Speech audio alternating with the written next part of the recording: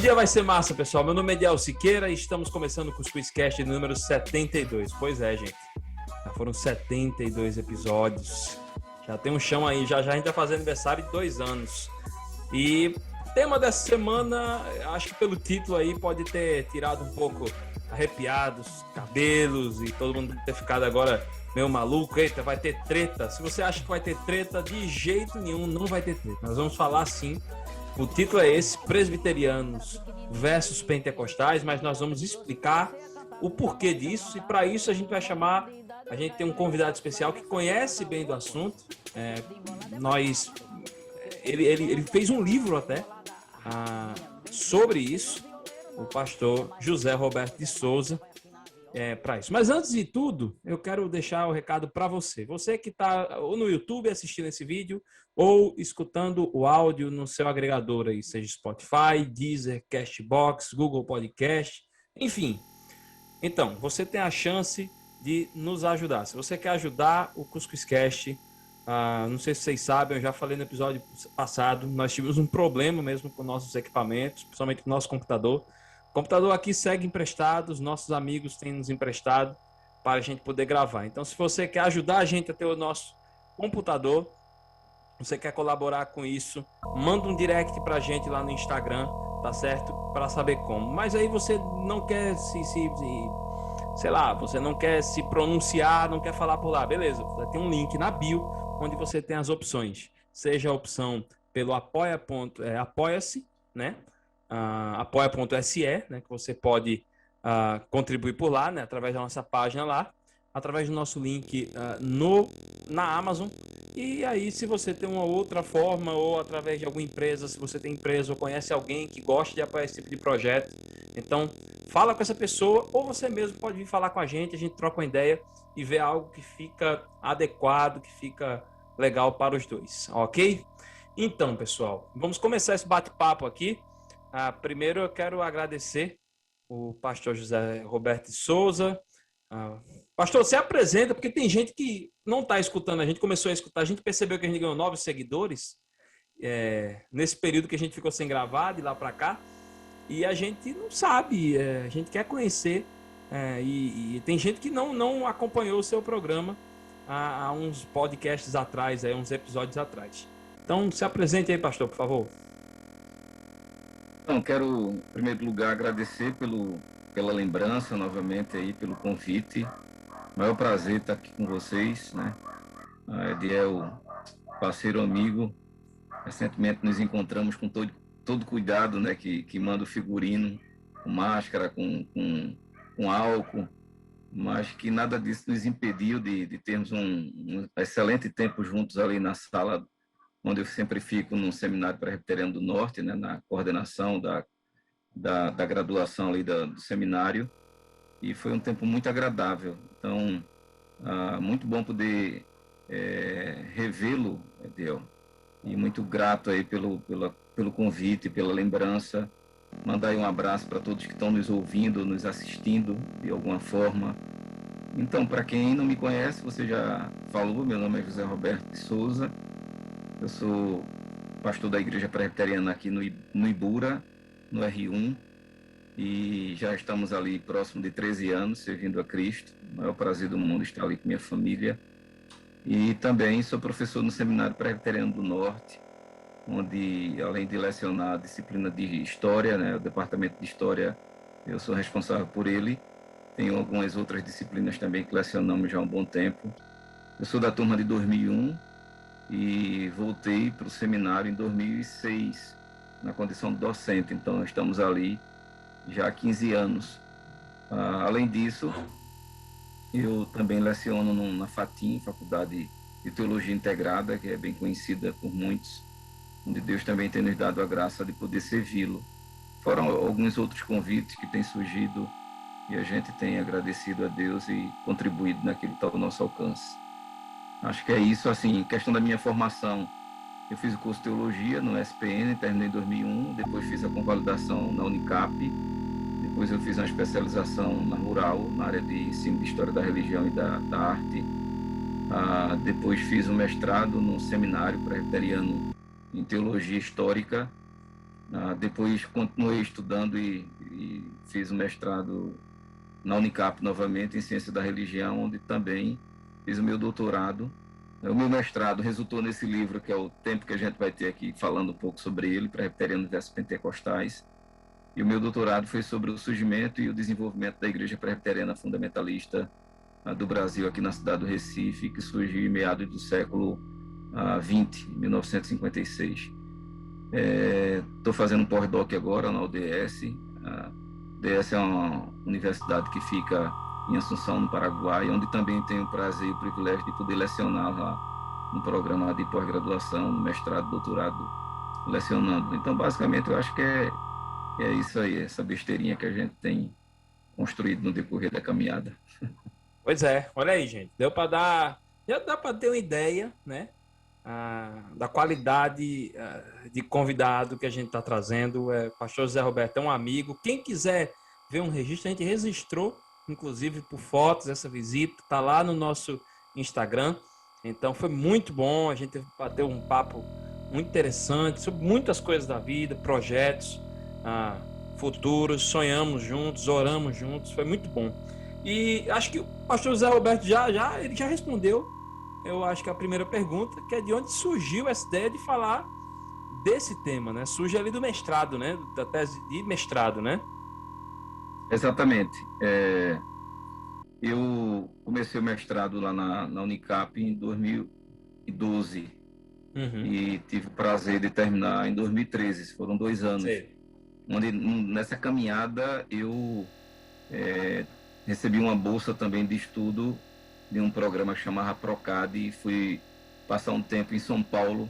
Na época, até na ocasião, fui até em companhia de um parceiro nosso também do mestrado e doutorado, que é o cantor e compositor Silvério Pessoa. Nós fomos juntos, ele pesquisando na área de religiosidade, cultura popular. Silvério bastante viajante, então na viagem dele para a França, ele depara-se lá com a cultura occitã e quando vem para cá vê muitas particularidades entre essa cultura e o Nordeste, e a religiosidade. Então, em 2012, começamos o mestrado e viajamos um tempo, passamos um tempo em São Paulo, na UMESP, Universidade Metodista de São Paulo, na realidade na Casa dos Estudantes. E foi durante esse período que eu pesquisei, escrevi a minha dissertação e que resultou nesse livro. Terminei em 2013, 2014, a Católica ainda não tinha doutorado, estava no processo de avaliação, o programa, e tive a alegria e a satisfação, o privilégio e bênção de Deus de entrar na primeira turma de 2015. Então, eu entrei na primeira turma de doutorado em 2015 e concluí em fevereiro de 2019. O tempo voa, daqui a pouco faz 3 anos. Então, mas voltando ao livro, essa pesquisa, eu quero aqui, sempre faço isso, ser justo, né, e dar o crédito a quem de fato merece. Tem uma doutora chamada Micheline Reinaud. Então, Micheline, ela é daqui de Recife, o esposo também é professor aqui na Universidade Rural de Pernambuco. Eles fizeram, eu acho que foi, eu não sei se foi a PUC, foi a Unicamp, bem, estudaram em São Paulo, mesmo sendo daqui, fizeram mestrado, doutorado, e nas férias dela, ela vinha sempre pesquisar nos nossos acervos ali no Seminário Presbiteriano do Norte, foi quando nos conhecemos. E sempre que estava de férias, ela vinha pesquisar lá, nos livros atas, né, das igrejas que foram doadas ali para o acervo, para os jornais, nos jornais também ela pesquisava, até que um dia ela, pesquisando sobre determinado assunto, deparou-se com isso nas atas, que foi esses embates que estavam acontecendo ali no início do século XX, entre os presbiterianos e a chegada dos assembleanos aqui em Pernambuco. E, de fato, é um assunto bem instigante, bem interessante. E ela me mostrou, ela disse, Zé Roberto, se eu não estivesse pesquisando sobre este assunto, e falou do assunto, eu acharia muito interessante pesquisar sobre esse. Me mostrou, e eu fiquei encantado com aquilo até então, porque não conhecia, né, profundamente. Então, peguei as atas, anotei, né, juntamente com ela, e aquilo ficou aguçado ali na minha mente. Eu comecei a pensar na possibilidade de um projeto para o mestrado. Então, tudo aconteceu aí E é muito interessante porque nas atas eu ia cada vez mais revendo, né? Ou na realidade, revendo não porque eu não vivi, não vi, mas assim, imaginando a cena daqueles debates, porque eram muitos detalhes interessantes que estavam ali escritos, né? Livros que estavam sendo surgindo fruto de vários artigos sobre aqueles debates. Aí fui descobrindo tudo aquilo, né? Como aquela mina que a gente vai cavando e vai descobrindo os tesouros. E fiquei encantado com aquilo. Eu digo, ó, tem pano para manga. E aí comecei a criar um projeto. Então o livro, inicialmente, é fruto disso. Interessante, eu posso até já adiantar, que o livro, na realidade, né, o assunto, quem for ler vai perceber isso. Você leu recentemente o livro, e falo isso com toda modéstia, ele é muito instigante, né? Porque você quer ter informações, vai lendo e vai acompanhando, as coisas vão acontecendo. E aí eu termino a tese, ou melhor, desculpa, eu termino a dissertação. E a pergunta das pessoas que estavam acompanhando todo o processo, aí é a tese, vai ser a continuidade da dissertação, né? Porque tudo levava a crer que de fato poderia a coisa continuar. A grande questão, e aí é interessante como se dá o processo da pesquisa, da investigação, é que o assunto de tese que eu tinha pensando no doutorado era algo que tinha acontecido antes mesmo do assunto da dissertação do mestrado. Então, o assunto de tese, eu já pensava nele antes do assunto da dissertação que resultou nesse livro aqui. Então, quando eu estava ali no mestrado, pensando em terminar e pensando no doutorado, eu queria pesquisar o outro assunto. Então, foi por isso que eu parei aí, né, até onde deu na dissertação, mesmo surgindo sempre essa pergunta: por que você não continuou a história? Eu não continuei porque eu já tinha uma outra história que tinha me fascinado e tinha me fisgado já alguns anos antes desse assunto da dissertação. Então, basicamente é isso. Esse livro foi fruto ou melhor, esse livro foi fruto da minha dissertação e a dissertação foi fruto dessa inquietação dessa amiga que me mostrou, né, um assunto tão fascinante, e eu tive a felicidade de pesquisar e me dar bem nesse sentido de encontrar informações para que eu pudesse andar com minha pesquisa. E agradeço a Deus aí por essa tão rica e preciosa oportunidade. Bem, gente, mais tarde, no decorrer desse bate-papo, eu vou mostrar para vocês a capa. Eu li recentemente, é um livro instigante. Inclusive, eu não estou fazendo nem média aqui, porque a gente está gravando. Eu falei isso não deu um WhatsApp mesmo, pastor José Roberto. E é engraçado que eu li o livro, meu pai estava aqui em casa, eu lia e discutia as coisas com ele. Eu disse, rapaz, olha que onda, isso aqui aconteceu, isso aqui, olha que interessante. E o apanhado, a forma também, como o pastor José Roberto, professor, como o senhor falou e como o senhor abordou, deu muito claro, indicativo de que a discussão, o porquê desse bate-papo, não era daquele momento. A coisa ela já vem já de muito tempo, algumas diferenças de pensamentos, né? E faz-se um apanhado na Europa da evolução das duas línguas. Mas eu não vou dar spoiler, não. Eu quero que a gente possa levar, por exemplo, a pergunta seguinte: qual foi o contexto que você resolveu fazer o recorte e por que desse recorte, né? Observamos que foi um recorte ali de uma época, né? Então, vamos lá. Fazendo a propaganda aqui, nem tanto do livro, mas de um assunto que eu gosto muito, por incrível que pareça, mesmo não sendo algo tão cativante para alguns. Já faz um bom tempo que eu leciono uma disciplina que é metodologia de trabalho científico.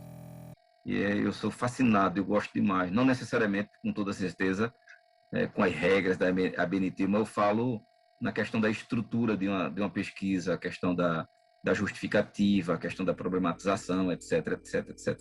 Por que eu estou lembrando disso? Porque veja como é que se dá a importância de uma pesquisa no sentido da utilidade de cada parte dessa pesquisa. Então, uma parte importantíssima da pesquisa, que obviamente é obrigatória, é o tema da pesquisa. E quando a gente leciona essa disciplina, a gente fala sempre da importância de você delimitar o seu tema, né? Deixar claro onde você quer começar e aonde você quer terminar. Então, no início, obviamente, da minha pesquisa, eu não tinha essa dimensão da compreensão de como as coisas funcionavam neste sentido. Eu ainda não lecionava metodologia de trabalho científico. E aí, o que acontece? No meu primeiro momento, eu sempre mostro isso nas minhas aulas de metodologia, como se deu o primeiro recorte, ou melhor, a primeira tentativa do tema e depois como foi que aconteceu a segunda tentativa já com recortes. Eu lembro mais ou menos assim. O meu primeiro tema, baseado no que eu queria, era a reação de uma igreja, de uma denominação histórica ao advento do pentecostalismo em Pernambuco, né? Alguma coisa do tipo, algo do próprio. E aí as pessoas foram me ajudando, que tinham mais experiência. Ele disse, Zé Roberto, que denominação histórica é essa? Tem várias, né? Onde é que acontece isso? Quando acontece isso? E aí é quando a gente começa a ver a importância da delimitação do tema. Então, no início que tinha a reação da igreja histórica, né? Eu coloquei a reação da igreja presbiteriana do Brasil. Então, eu não ia estar falando da IPI, da IPU, da igreja batista, da igreja congregacional, mesmo tendo de repente acontecido isso, a minha preocupação era que meus documentos me apontavam para a reação desta igreja particularmente, Igreja Presbiteriana do Brasil. Então, já resolvi uma parte da pesquisa, a reação da Igreja Presbiteriana do Brasil, né, ao advento do pentecostalismo. Talvez fique a pergunta, mas o advento do pentecostalismo também tem inúmeros, pensando hoje, em pleno século XXI. Para a época, não. Para a época, uma das primeiras denominações, na realidade, a segunda denominação, historicamente falando, mais antiga do pentecostalismo no Brasil, é exatamente a Assembleia de Deus, né? Diga-se de passagem que há quem pense que seja a primeira, não é a primeira. A primeira denominação pentecostal no Brasil é a Congregação Cristã no Brasil, que é aquela igreja mais conhecida pelo apelídio, né? Que é a Igreja do Véu. Então, a Congregação Cristã no Brasil, o seu trabalho começa com a chegada do missionário italiano, né? Luiz Franciscon, onde ele começa ali com a colônia de italianos e tal, em 1910. Mesmo os primeiros missionários da Assembleia de Deus, que não são da Assembleia de Deus, são dois seminários, ou dois missionários suecos, quando vêm para cá, para o Brasil, muito particularmente ali no Pará, o Gunnar Wingre, Daniel Berg, mesmo eles tendo chegado no final de 2010, o trabalho não começa em 2010. Né? Começa um trabalho que vai dar fruto do movimento pentecostal em 2000, ou melhor, não começa em 1910 o trabalho da Assembleia de Deus com esses suecos. O trabalho, mesmo ele chegando em 1910, o trabalho vai começar a frutificar mesmo em 1911. Então, a Igreja Assembleia de Deus, ali no Pará, ela começa em 1911, que, diga-se de passagem, não começa com o nome Assembleia de Deus. Começa com Missão da Fé Apostólica, que é uma referência em homenagem ao movimento da Rua Azusa, aquele movimento pentecostal que estava havendo nos Estados Unidos. Só em 1917 é que eles vão mudar o nome para Assembleia de Deus. Então, voltando lá para a demarcação da minha pesquisa, do meu tema, eis o porquê de permanecer a reação da Igreja Presbiteriana do Brasil ao advento do pentecostalismo. Advento do pentecostalismo porque só tinha, basicamente, aqui no estado de Pernambuco, a Assembleia de Deus chegando. Isso porque de ter esse recorte. A reação da Igreja Presbiteriana do Brasil, advento do pentecostalismo, aonde em Pernambuco, mesmo tendo acontecido em outros lugares, eu deixo claro que vou tratar em Pernambuco, e no início da década de 20 e até a década de 30, 1920 a 1930, que é o período da minha pesquisa, do material que eu encontro e me proponho a pesquisar. Então, basicamente, foi assim que aconteceu. Não sei se lhe respondi satisfatoriamente. Sim, com certeza. Vê só, o senhor fala da reação da IPB, né, da igreja, não, da igreja presbiteriana, e assim surge uma pergunta aqui, né? Por que a igreja presbiteriana ela reagiu contra o pentecostalismo recém-chegado em Pernambuco? Seriam razões teológicas e eclesiológicas ou uma mera concorrência? Tipo assim, olha, vou perder membro, essa turma tá indo lá para outra igreja, né? Porque a gente vê isso mais forte nos dias de hoje. Eu não sei se isso era tão forte na década de 20, de 30, né? Uhum, uhum. Então vamos lá, vamos ver se eu consigo responder. E aí, mais uma vez, quem gosta desse lance, cara, de pesquisa, acaba sendo é, reportado para essas particularidades da pesquisa. Veja, todo trabalho de pesquisa, ele se faz necessário aquilo que se chama dentro do corpo de uma pesquisa da problematização, ou seja, dos questionamentos, né, que surgem para o pesquisador correr atrás das possibilidades de respostas. Então, a gente costuma dizer o seguinte: se um trabalho de pesquisa não tem pergunta para ser feita, para ser pesquisada, então não tem pesquisa para ser feita. Uhum. Então, a problematização é a maior propulsora da pesquisa. E aí surge no meu trabalho, inicialmente, questionamentos interessantes que me faz relembrar exatamente esse questionamento que você está fazendo, o que leva essa igreja a reagir a esse movimento. E aí foi exatamente algumas indagações que eu fiz no início da construção do meu projeto ainda. A pergunta, entre tantas, era o que faz com que uma igreja já alicerçada aqui, ramificada, né, que tem aproximadamente um pouco mais de 5 décadas, um pouco mais de meio século, estou me referindo à Igreja Presbiteriana do Brasil, preocupada com um movimento que, diga-se de passagem, aqui sem que seja uma terminologia de discriminação, mas de um grupo tido como um grupo marginalizado, que é um grupo, numa grande proporção, de pessoas analfabetas, né, de pessoas de cor, seja negros, e composto também de mulheres. Então, o que é que faz com que um grupo tão pequeno, em tão pouco tempo, crie essa preocupação para com essa igreja chamada de Igreja Presbiteriana do Brasil? Então, entre tantas perguntas que eu fiz na minha pesquisa, no meu projeto de pesquisa, que me inquietaram a pesquisar o assunto, foi exatamente isso. O que é que leva essa igreja solidificada aqui, ramificada, né, com um potencial extraordinariamente falando, seja pessoas capacitadas que vêm, missionários dos Estados Unidos, com um grau extraordinário de capacidade, de formação, está se preocupando com um grupinho, entenda bem a expressão, estou falando, Uhum. me Não, reportando para claro. a época, né? Não, obviamente, utilizando um termo pejorativo. Então, essas e tantas outras foram essas minhas inquietações. Então, Edel, entre algumas possíveis possibilidades aqui uma redundância, né? Dessa reação, eu costumo brincar. Eu comecei, na realidade, um artigo, como você sabe, eu, vez por outra, tenho escrito alguns artigos para jornais aqui, né, da região, Jornal do Comércio, Diário de Pernambuco e alguns outros, apesar que, infelizmente, estão cada vez mais se distanciando, né, da sociedade, ou seja, esses jornais impressos estão cada vez mais mostrando a tendência de sumir, infelizmente. Mas, bem, vez por outra eu escrevo alguns artigos e comecei um artigo fruto de uma disciplina que eu dou, que é a História da Igreja Brasileira. Então, baseado no conhecimento pouco que eu tenho a respeito do assunto, eu comecei um artigo que vai nos reportar exatamente para essa pergunta, ainda que eu ainda não respondi para você, que é o seguinte: queiramos admitir ou não, isso pode ser até grotesco a forma como eu vou utilizar as expressões aqui, mas espero que quem esteja nos ouvindo, nos vendo, entenda para facilitar a compreensão. Veja, eu costumo brincar dizendo que existe uma cadeia alimentar se tratando de religião no Brasil, e muito particularmente pensando na religião de predominância cristã. Eu vou explicar isso. Veja, nós temos aqui os indígenas que têm uma religião infindável, né? Ou seja, são animistas, creem em espírito em tudo que é canto, creem em divindade em tudo que é canto. Então é bom que entendamos isso, porque há quem pense que os portugueses é que trazem a religião para cá, tendo em vista que não existia nada. Não, isso é um erro.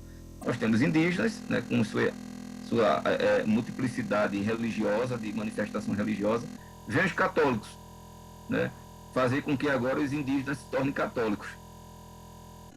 Depois de um tempo, vem a necessidade da mão de obra escrava, né? Estou falando da necessidade do ponto de vista da colonização desse grupo que aqui está católico. Então, o negro que vem para cá, quando não batizado na saída lá, batizado na chegada aqui. Então, a gente tem agora usar uma expressão bem comum, uma hegemonia católica aqui no Brasil.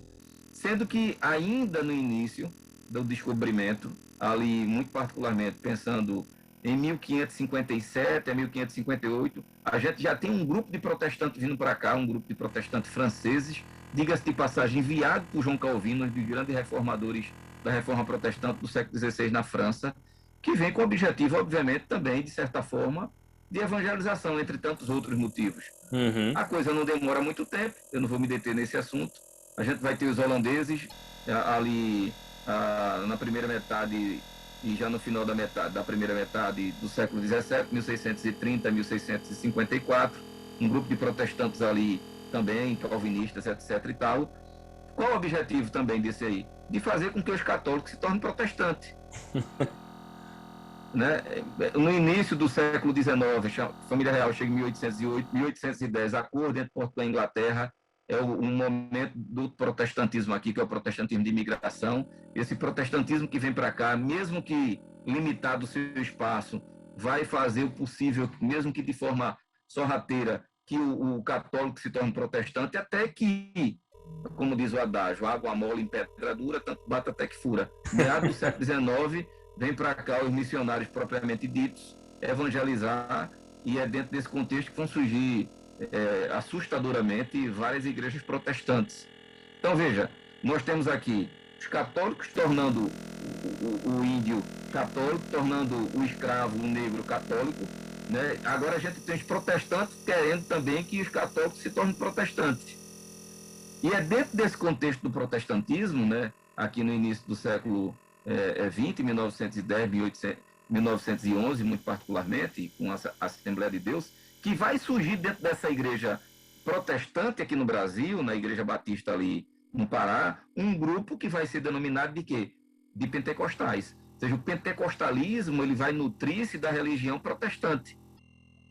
E em meados do século XIX ainda, na década de 70, 1975, algo aproximadamente, vai surgir o movimento que vai ser denominado de neopentecostalismo. O neopentecostalismo sai dentro do pentecostalismo histórico. Então, veja, é um grupo que vai se alimentando de outro. Entenda bem a expressão, né? Se alimentando no sentido de surgir. Então, eu estou falando tudo isso por quê?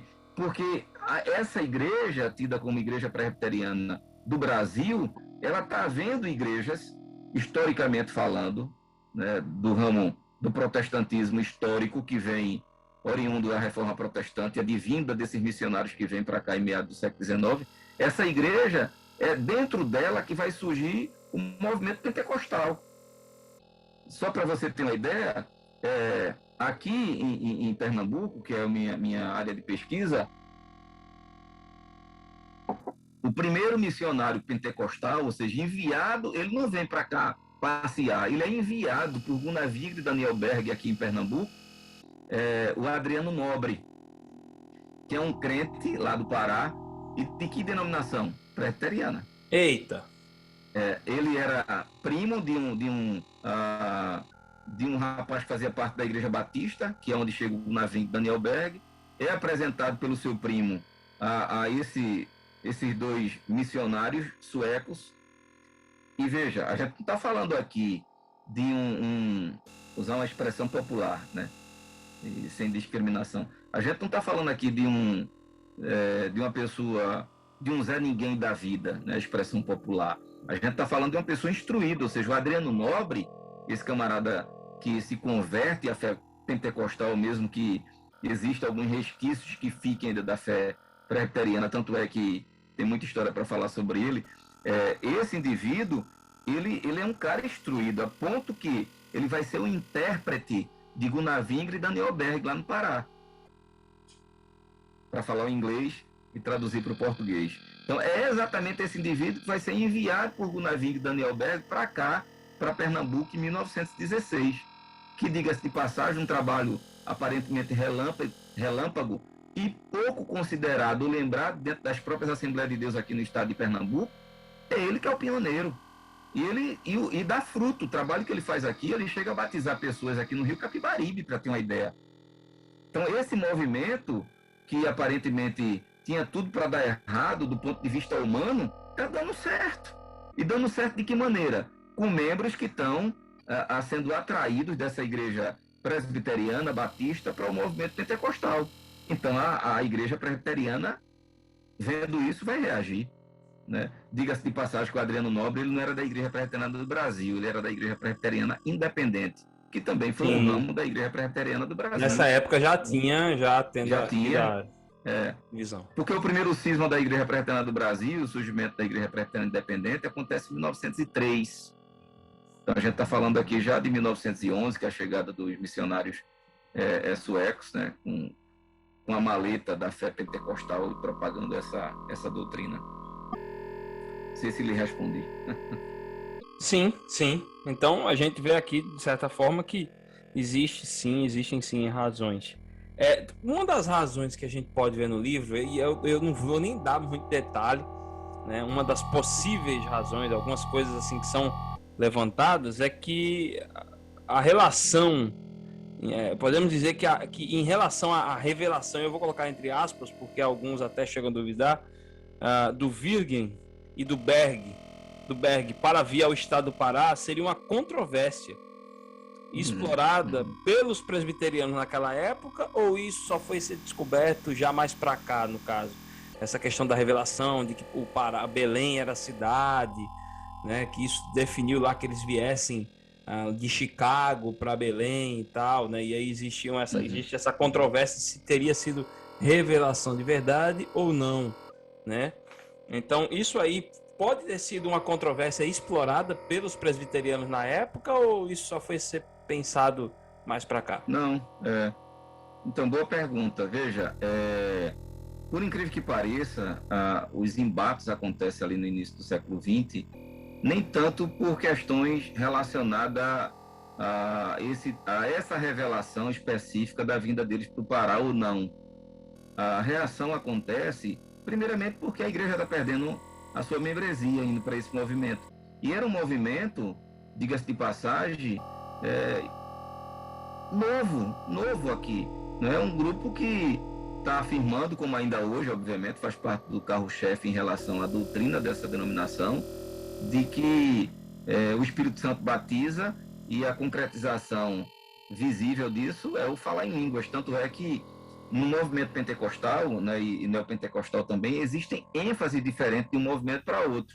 Então, a ênfase do movimento pentecostal de raiz, ou seja, esse pentecostalismo tradicional, né, do início do século XX, a ênfase é o batismo com o Espírito Santo e o glossolalia, né, que é o falar em línguas, é a concretização do batismo com o Espírito Santo, isso na doutrina pentecostal.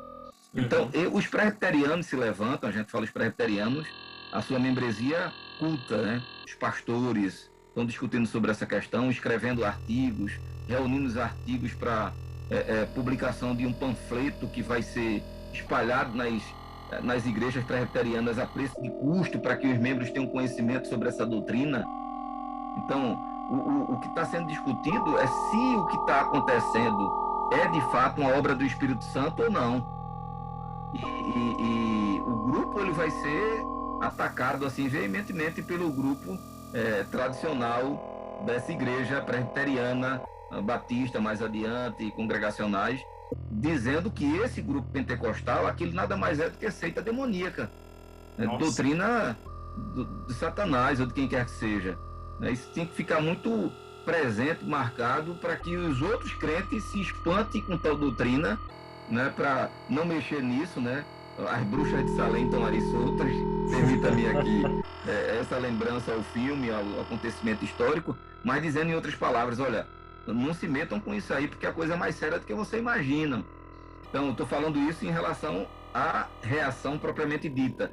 Então, veja, o grupo que está reagindo, ele não está preocupado em relação à profecia de ser verdadeiro ou não para vir para o Pará. Essa questão, Diel, ela é mais recente. Eu vou aqui lembrar algumas particularidades sobre essa pergunta que você me fez. Veja, o que é que acontece? O Gunnar Wingren, primeiramente, né, que é o pastor formado em teologia, que escreve uma dissertação, uma tese, como queiram chamar, num seminário batista que ele fez parte lá nos Estados Unidos. Diga-se de passagem que esse trabalho foi publicado em português e você pode encontrar esse livro, por exemplo, na CPAD. que é a dissertação, a tese, ou a monografia do Gunnar Vingre. Ele vai falar sobre alguma coisa voltada para o tabernáculo. É muito interessante isso. Então, é um camarada que tem uma formação teológica. Ele sai do seminário batista, ele tem uma formação batista, é um pastor batista.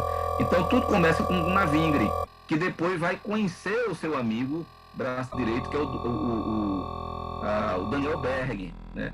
Então, primeiramente, o que é que acontece? O Gunnar Vingre, segundo ele, baseado essas informações no seu diário, que era algo muito comum para a época, ele vai dizer que, num determinado momento, em uma dessas reuniões espirituais, Deus usa, né, usar uma expressão bem peculiar, né, do meio, usa um vaso e diz para ele vir para o Pará, né? Escuta essa expressão, Pará, Pará, Pará. Mas, segundo ele nunca tinha escutado isso na face da Terra e, consequentemente, não sabia onde é que ficava o Pará. Até que foi atrás de um mapa mundo e descobriu que o Pará era exatamente aqui no Brasil. Então, ele diz isso no seu diário, dessa forma. E as coisas se concretizam, segundo ele, é que quando ele chega aqui, ele vai perceber, no caso no Brasil, que o idioma, no caso português, né, que nós utilizamos, é exatamente a língua que o irmão profetizou para ele lá. Ou seja, é o mesmo idioma, segundo ele. Pronto. Essa é a crença, né, sobre a vinda dele para cá, baseado no seu diário, nos seus relatos espirituais. Todavia, de um tempo desse para cá, não muito distante, no meio acadêmico aí que tem se preocupado em estudar a questão das religiões, e muito particularmente o movimento pentecostal, neopentecostal, etc. e tal, eu me deparei com um texto muito instigante que foi publicado na coletânea da professora Silvana Brandão, que é sempre quem coordena essa coletânea.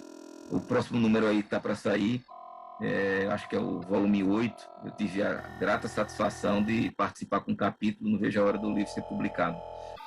Hoje até falei com ela, uma pessoa que eu tenho um grande carinho.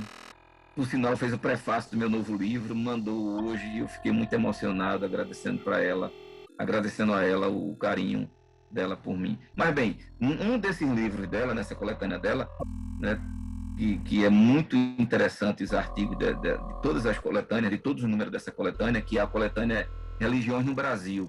Aí tem volume 1, 2, 3.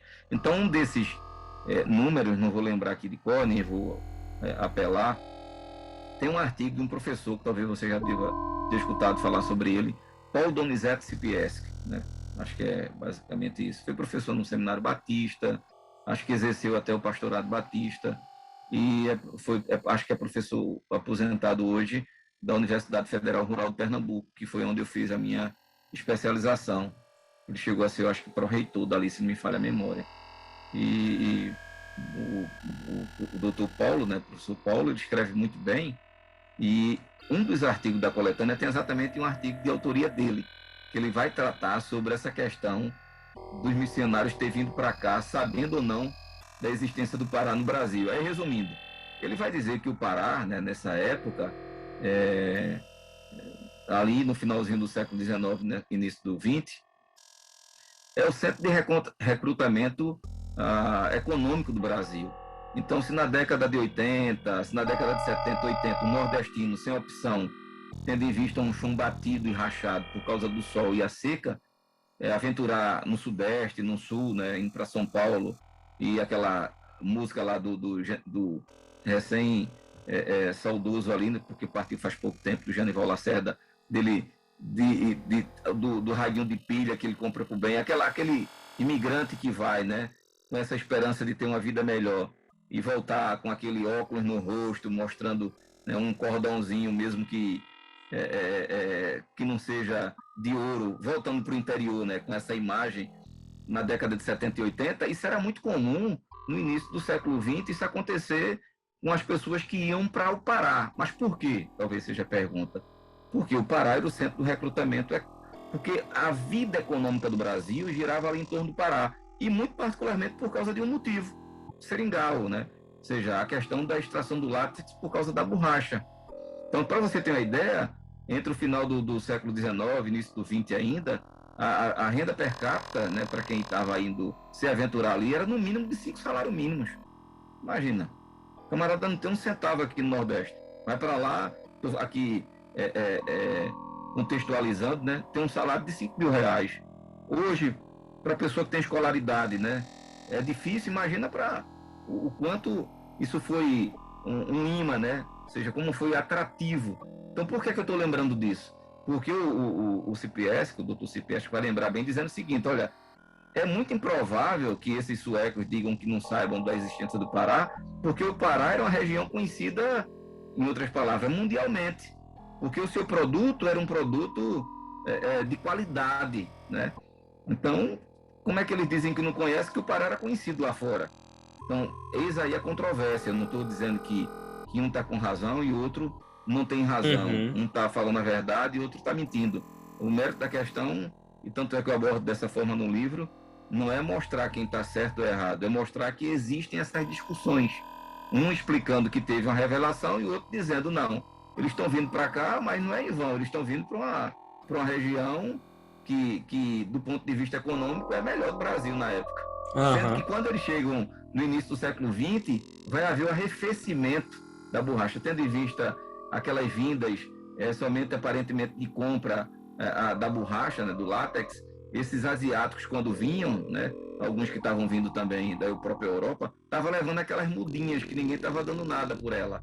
E aí, daqui a pouco, passa-se o tempo, eles agora têm uma plantação lá e não precisa mais daqui. Então, há um arrefecimento no início do século XX, muito particularmente, exatamente nesse contexto, 1910, e é muito interessante isso. Esses nordestinos que foram se encontrar com a salvação da borracha, não tendo mais essa possibilidade, ele encontra a salvação na nova fé, que é a salvação provinda do movimento pentecostal. Diga-se de passagem, eles retornam agora, numa grande proporção, para seus estados de origem, para o Nordeste, e já não levando a salvação, né, do níquel, do dinheiro ali, da borracha. Ele não leva a salvação para sua família neste sentido, mas leva a salvação dessa nova fé propagada. Então, com pouco tempo, o Nordeste vai estar agora tendo essa nova fé propagada, que é a fé pentecostal, diga-se de passagem, pelos leigos. Pelos leigos. Amém. Amém. É interessante isso, né? Então, quem tá afim de ler seu livro, olhando o título e dizendo assim, eu vou ler confusão aqui, eu vou usar como argumento Não, para atacar do outro, vai se frustrar. Então, quem tá afim de ler o livro e ver conteúdo bom, histórico, né? Dali vai ser interessante. Eu quero puxar para mais uma pergunta. O senhor falou um Ô, pouquinho. Eliel, Oi? não quero interromper, mas Não, dando pois informação não. interessante para você e para quem está nos ouvindo, você está falando uma coisa muito interessante, porque, assim, é, esse é se é que a gente pode usar essa expressão, né? Mas vamos colocar ela assim mesmo. Esse é o poder que um historiador ou que um pesquisador tem de colocar ali no relato não detalhes por uma pura curiosidade que alguém tenha, mas se deter em particularidades que de fato sejam significantes para quem vai ler. Então aqui eu não estou, diga-se de passagem, me gabando, falando presunçosamente. Onde eu estou querendo Uhum. chegar é que este livro que você de fato está mencionando, que está aqui, por sinal, em minhas mãos, né? Este livro, melhor dizendo, né, que está aqui próximo, ele, diga-se de passagem, que a primeira edição, ele está na segunda edição esgotada, a primeira esgotada, a segunda esgotada. Penso e repenso a possibilidade de reeditá-lo, mas tem toda uma questões, né, que envolvem a publicação, não é somente querer. Mas bem, este livro, por incrível que pareça, eu vendi uma grande proporção dele aos assembleanos. Eu tenho um amigo que estudou comigo lá na Unicap, que é um dos líderes da Assembleia de Deus aqui em Recife. Ele me comprava 10 exemplares para distribuir entre os líderes da Assembleia de Deus. Porque, veja, mesmo que trate o livro dessa temática voltada para essa questão dos embates entre presbiterianos e pentecostais, em tempo algum eu me preocupo em dizer quem está certo ou errado. É uma narrativa. Ninguém que for ler o livro, de um lado ou de outro, vai ser ofendido. Você já leu e já deve ter Não, com percebido certeza. isso. Então, eu até acho, e diga-se de passagem, que eu já falei até isso em outras ocasiões, que o livro dignifica até a própria história da Assembleia de Deus, porque sabe-se de passagem que foi uma denominação que teve suas dificuldades no início, isso é indiscutível, mas as pessoas não sabiam, não sabem ainda onde encontrar esses relatos. Então o livro trata disso, porque eu trato de documentos, né, que estão aí trancados a 7 chaves, que eu tive acesso e trago ele para o livro. Então o livro dignifica a história, né, tanto de um grupo quanto de outro. Um grupo que está preocupado com a doutrina e com os seus membros, porque está perdendo essa membresia, e outro grupo também que está preocupado em evangelizar o Brasil para que o mundo seja alcançado, segundo eles, com a mensagem pentecostal, né, advinda da ordem de Cristo. Então, quem for ler o livro, como você está dizendo, procurar quem está certo e errado, vai se frustrar, porque eu não estou preocupado em tempo algum, continuo não preocupado nos meus escritos em mostrar quem está certo e errado, mas narrar os fatos, né?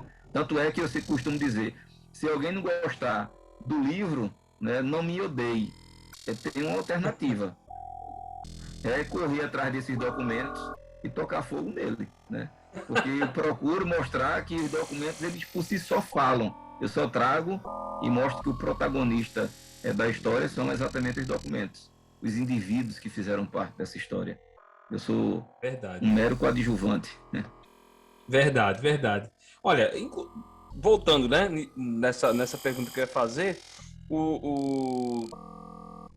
você falou sobre a publicação de folhetos a preço de custo que os pastores presbiterianos na época distribuíram aí pelas igrejas presbiterianas. Um deles é o Jornal Norte Evangélico, né, que publicava artigos durante um tempo e falou muito sobre essa série, inclusive é liderado pelo Gueiros, né, se eu não me engano. Foi o Jerônimo Gueiros. Jerônimo, né? Gueiros. Inclusive, ele foi um dos líderes desse compêndio, né? Que foi uma ferramenta aí de combate aos pentecostais na época, né? Como foi que se deu como foi que eles chegaram a essa conclusão que talvez essa seria a melhor estratégia? E como foi que se deu essa participação do jornal nisso? Então, eu gosto de usar essa redundância desde o início do princípio do começo, né? Se percebeu a importância e o valor que tem a escrita. Isso aí é indiscutível. E o impresso mais ainda, né? Eu costumo dizer que meus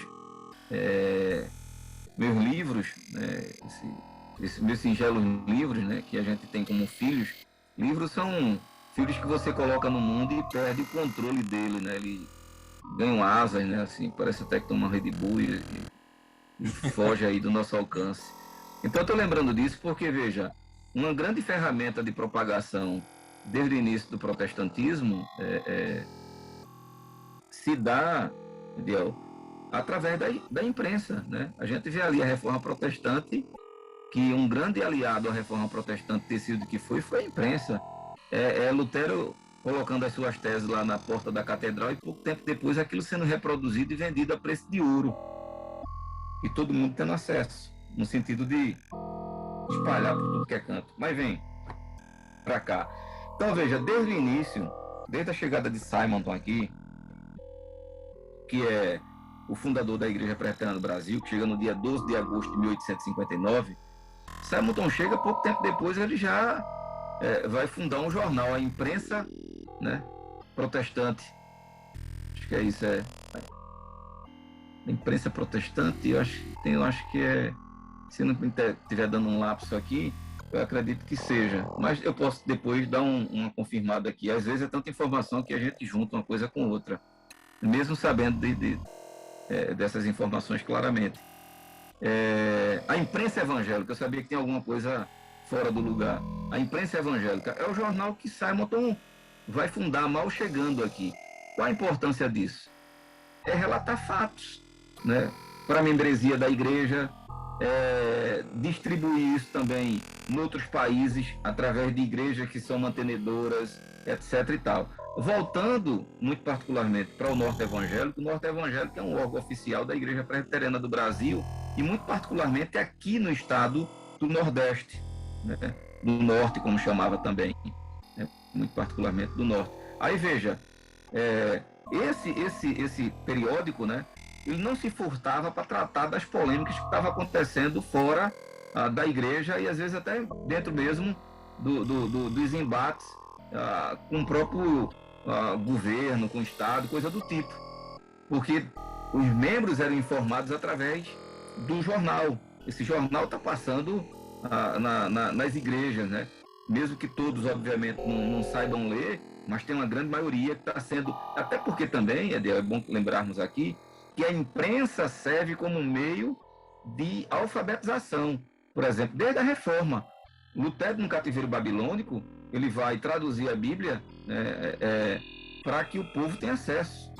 Mesmo o povo sem saber ler. Mas era exatamente isso, se aproximar do povo com a Bíblia para alfabetizá-lo através da Bíblia e o povo se converter através do estudo da Bíblia. Então, esse é um elemento muito presente no trabalho dos missionários, a questão do impresso, né? Tem a Micheline, essa que eu falei, a professora doutora Micheline, ela trabalha com impressos. Tem um trabalho fantástico da tese dela. Uma professora que para mim é um referencial, né, da história do protestantismo brasileiro, é uma professora que faz parte ali da UNIT, Universidade de Tiradentes, ali em Sergipe, que é a professora Esteve Larboas. Eu trabalho muito tempo com impresso, hoje trabalha muito voltado para a questão da educação protestante no Brasil, e colhendo aí material dos Estados Unidos, da Inglaterra e aqui do Brasil. Para mim, um referencial. Então, voltando ao jornal, o que é que acontece? Lembra lá quando eu falei que essa minha amiga me mostrou na ata esses embates? Eu fui ler as atas. Então, eram reuniões que estavam tendo de pastores, né, de concílios, do presbitério reunido, preocupado com o que estava acontecendo, em decisões que estavam tomando para que isso não se alastrasse. E entre as decisões, uma das era exatamente essa, que o pastor fulano de tal, tinha lá o nome de um pastor, ele deveria se encarregar de escrever alguns artigos para esse periódico, o Norte Evangélico, e depois de uma sequência de estudos publicados em várias ocasiões distintas, né, de mês para o outro, esse material deveria ser colhido pelo editor da época, que era o reverendo doutor, né, Jerônimo Nogueiros, e isso ser impresso em forma de um panfleto. Na realidade, é um livreto. Eu tive acesso a esse livreto. Tanto é que quando eu vi nos documentos, o livreto deve ser publicado depois desse material reunido, aí eu lendo as atas. O reverendo Jerônimo Nogueiros entrega o material, digo, olha, o livro foi publicado. Eu tenho que correr atrás para ver onde é que eu vou encontrar. E encontrei um material. Então, esse livro, determinando lá que deveria ser vendido entre as igrejas presbiterianas aos membros por um preço de custo, lucro nenhum.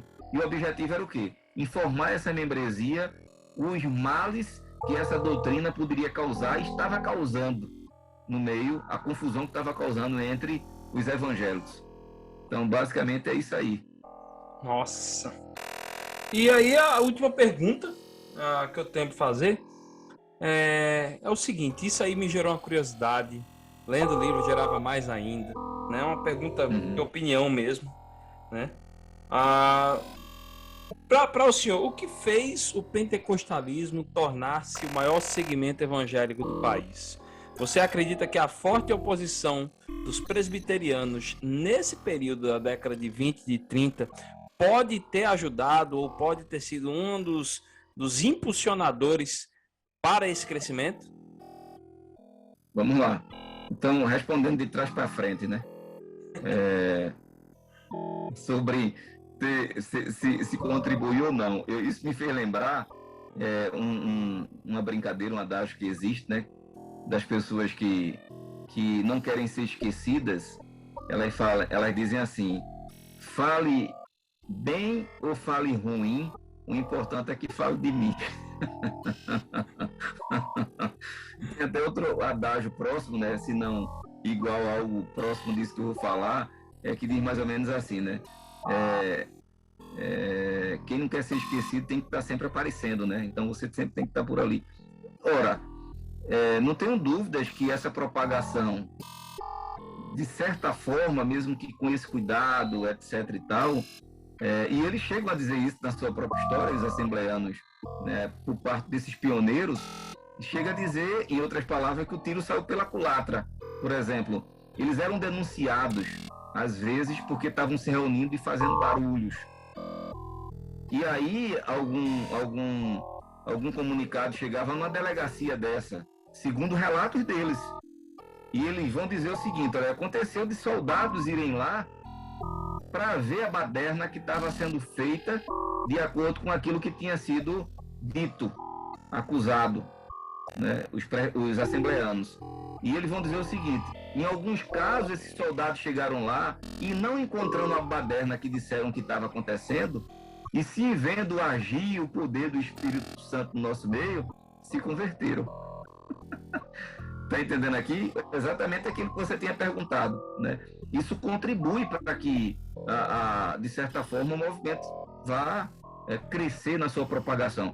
Mas, para mim, Ediel, e continuo pensando isso, para mim, o movimento pentecostal passou a ser esse movimento estrondoso, independentemente da minha opinião, da sua, de quem quer que seja, porque desde o início, como eu falei, o grande elemento propagador dessa fé, melhor dizendo, foram quem?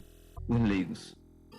Esses indivíduos que se convertem, voltam para o seu estado, no seu analfabetismo ou não, eles estão pregando, crendo naquilo que eles estão pregando. Eles viram, né? Se aquilo que eles viram é fruto de uma psicose, seja lá o que alguém queira dizer, mas eles creem naquilo. E eles propagam isso, eles falam isso. E família se converte. E se converte em outras famílias, se converte em outras famílias, se converte. E aí, veja o que é interessante. A gente está falando de uma história que tem mais de 100 anos. A gente está falando de uma história ali de 1910, 1911, pensando na Assembleia de Deus. A gente está há 110 anos, um século e uma década depois disso. Diga-se de passagem, sem que a gente nunca tenha parado de repente para perceber, o carro-chefe das Assembleias de Deus continua sendo a propagação do Evangelho pela membresia leiga. Eu posso não concordar, você pode não concordar, ou quem quer que seja, com a doutrina da Igreja Assembleia de Deus. Mas uma coisa ninguém nunca vai poder negar, é que eles vão atrás, eles pregam aquilo que creem, e esse indivíduo que estava na sarjeta, que eu e você provavelmente passaríamos e não daríamos a mínima, até porque o próprio cachorro da rua já esqueceu o camarada lá. Esse pentecostal vai insistir com a mensagem, e esse camarada que, pelo menos supostamente, né, se converte, no outro dia você já vai vê-lo diferente. Estava lá na sarjeta, no outro dia, diga-se de passagem que eu estou aqui não caracterizando, dizendo que acontece com todos de igual modo, mas você vai entender isso que eu estou dizendo, dignificando essa história. Sim. Aquele indivíduo que estava na sarjeta, fedendo, que não tinha nem como companheiro mais um cachorro, mas que esse irmão insistentemente pregando o evangelho, uma fé pentecostal, levando ao arrependimento, no outro dia vão arrumar uma calça para ele, uma camisa para ele, um paletó que dá 10 dele, uma gravata para ele. Ele vai estar, permita-me aqui a expressão caricata, né? Mas bem, ele pode estar parecendo um periquito, todo colorido. Mas veja, independentemente disso, ninguém vai dizer que essa situação agora que ele se encontra é inferior à que ele estava. Pelo contrário. Verdade. Diga-se de passagem que esse indivíduo, ele vai estar, provavelmente, no dia seguinte, com a Bíblia na mão, mesmo sem saber ler, ia tomar Roma para ele, decorando versículos, cantando, independente da minha e da sua opinião, desafinadamente, numa praça pública, dando seu testemunho. Eis o porquê do movimento pentecostal, independentemente do que eu e você pensam, quem quer que seja que esteja nos ouvindo e vendo, tem crescido por causa disso. Eles começaram assim, há 110 anos, e continuam assim, mesmo, obviamente, perdendo muito da sua essência, um movimento aqui, outro ali, mas um movimento de raiz. Veja que é desse jeito. É verdade. É verdade. E Deus foi usando, né? E usando, realmente. Eles conseguem ter um alcance, uma inserção em grupos marginalizados de uma maneira fantástica, né? E acho que é uma coisa que a gente deve levar como aprendizado. Olha, pastor, professor, muito obrigado. Pastor, mostra aí a capa, por favor, do livro, que eu tô aqui. Agora, só se for agora. Isso aqui. Olha, gente, esse livro é muito bom. Esse livro é muito bom, muito bom. Você, olha, para quem gosta de ler, lê rapidinho isso aí, porque é muito bom, é viciante, é instigante, entendeu? Pastor, quem ainda tem exemplar pro pessoal que queira, se surgir um... Rapaz, eu dou aula, utilizo esse livro em 2 matérias, obrigatoriamente falando. Eu digo, vocês não são obrigados a comprar o livro, mas o conteúdo tá aí, essa disciplina. E alguns já me procuraram para saber se eu tinha. Cara, eu devo ter alguns perdidos aqui, se brincar uns 4 ou 5. Eu estou na possível possibilidade de reeditá-la, porque isso requer um investimento, gasto, né, que a gente não tem um retorno de imediato. E aí tem outras prioridades na vida que a gente acaba... E é muito interessante isso, porque, por exemplo, eu não tenho de que reclamar, mas eu falo assim, é muito interessante esse lance da publicação, né, aqui no Brasil, muito particularmente no nosso caso, que a gente publica um livro numa luta, na dificuldade, tirando do bolso às vezes, né, com necessidade de publicação. Isso é importante também, por sua vez, para o currículo. E aí a primeira oportunidade que alguém tem, alunos é muito comum, e aí, professor, e o meu livro? Você vai me dar quando? Tal? Ou seja, você não encontra esse livro na editora de forma gratuita, né? Você paga por ele. E aí, no mínimo, pelo menos, recuperar aquilo que você investiu. Mas, entendeu? Independentemente disso, né, do que acontece comumente, para aqueles que se interessam, eu acho que eu devo ter uns 4, 5, 6 exemplares por aqui. Pode ser até que eu encontre mais. E eu acho que quem tiver interesses, não tem caminho melhor do que manter um contato contigo e tu passa o meu. Bom, a gente faz o seguinte, a gente sempre deixa o link do Instagram, né, o perfil do Instagram do convidado. Então, olha aí. Vai lá, clica, fala com o pastor José Roberto. Se ele tiver, se você passar o número que eu espero que passe, sei lá, sugere aí uma lista de espera.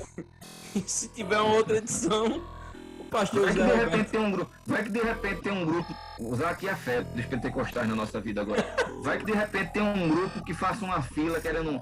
Eu mando imprimir e daqui a 10 dias os livros estão aqui. Já tem imagina, isso é algo... Poxa, seria massa. Inédito, né? Seria muito bom. Estamos aí. Então massa. Pastor, mais uma vez, obrigado. Olha, quem ainda não ouviu, eu tenho que fazer alusão ao programa que a gente teve da série Os Cabras, falando sobre John Rockwell Smith, que a gente chama o pastor José Roberto para falar sobre esse irmão, pastor, que trouxe a igreja presbiteriana aqui para o Nordeste, mais precisamente para o Recife, né, que tem trabalhos e deixou um legado muito importante que muitos não sabem e que é importante ser relembrado. Então eu quero agradecer mais uma vez, viu, pastor? Eu que agradeço, o maior prazer do mundo. Essa parceria é para mim um privilégio e surge aqui o meu agradecimento por isso. Estamos à disposição sempre, Deus. Não esqueça aí disso, né? Dizer que aqueles que vão nos ouvir ou nos ver depois, se algum lapso aí passou de uma data, de uma informação a outra, é o cansaço do final de semana mesmo. Beleza. Nós estamos aí. Muito obrigado, viu? Muito obrigado pelo carinho, pela amizade. E tamo junto. Daqui a pouco tem novidades aí. Tem livro chegando aí daqui a pouco tempo. Olha, já sigam o pastor Zé Roberto, que ele vai estar com certeza soltando. E a gente quer soltar também. Tô deixando aberto, viu? O espaço do Cuscuzcast. Mande a novidade, a gente solta lá. Bota nos nossos stories, no feed. Que coisa boa a gente tem que lançar, tem que divulgar mesmo. Entendeu? Tem que botar para acesso mesmo pessoal. Gente, muito obrigado para todos que escutaram até agora. Gostou? Indica, certo? Compartilha com seus amigos e amigas. E eu quero deixar um beijo para todo mundo. Que Deus abençoe e dê uma boa semana. Até a próxima.